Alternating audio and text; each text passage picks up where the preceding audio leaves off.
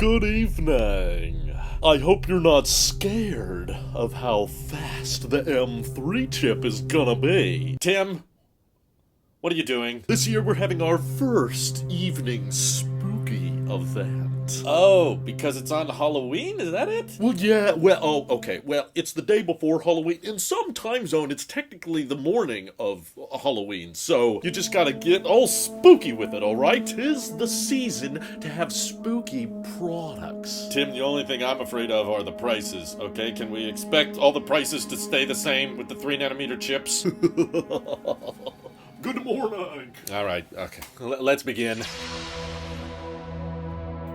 So yes, this was not the way I thought this was gonna go. I pictured maybe one or two new Macs were coming out with an M3 chip, and maybe they would launch, on Monday morning, but Apple officially confirmed the event is happening, and it's a weird one. It's not taking place in the morning, bizarrely enough. I don't know if this is just Apple's decision to kind of hype up the spookiness factor a bit, but yeah, they're having it at 5 p.m. Pacific time, which actually means 8 p.m. Eastern time. Pretty much the latest for the United States time zone we've ever seen an Apple event. And they seem to be hyping it up with the scary fast terminology in the invite as well. And we know it's going to be a Mac-focused event, because along with the invite image of this kind of dark, spooky-looking Apple logo, they also showcase the macOS, classic face icon. So to me, that points to the idea that we still might not get any iPads at this keynote, but I don't know. I feel like having a whole event where they send out invites and everything and do the whole live stream and hype it all up simply for two new computers that don't even get redesigns. I don't know. This could be Apple playing around with the marketing team, just seeing what is effective,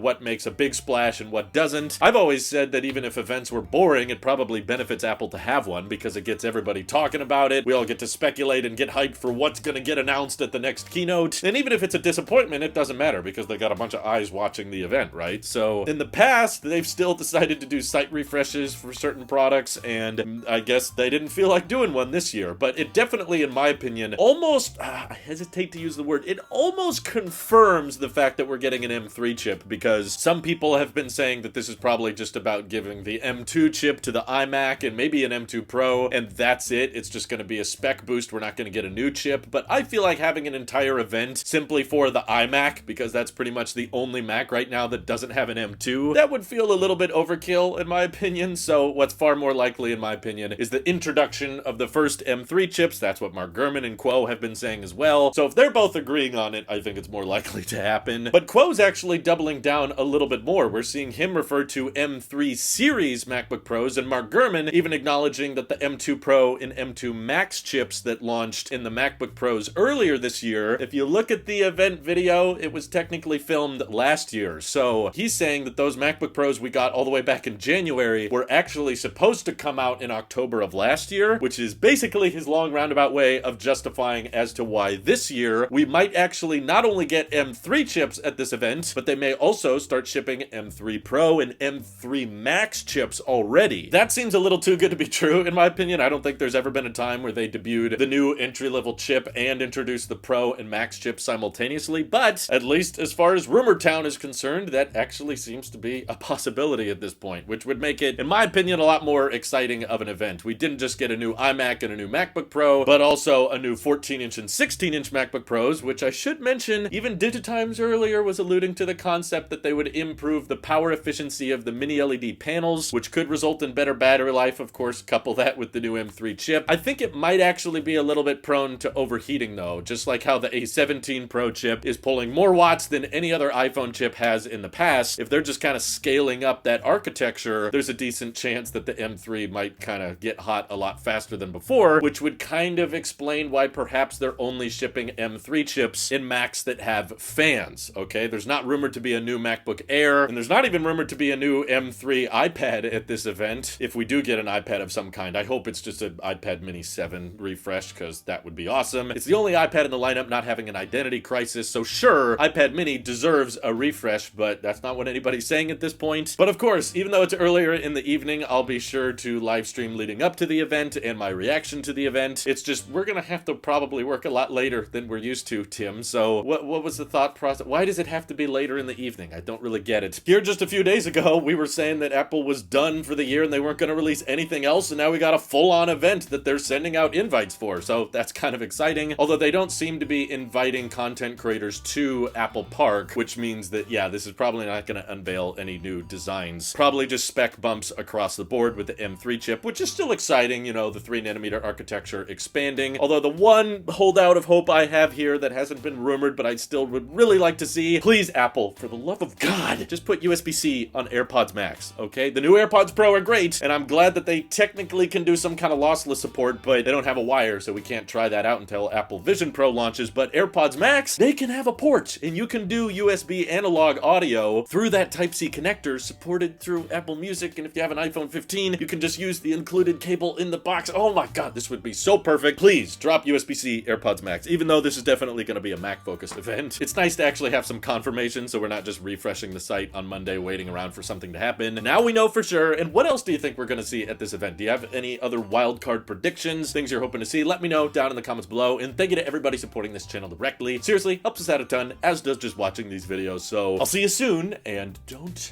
get too scared. Okay, bye.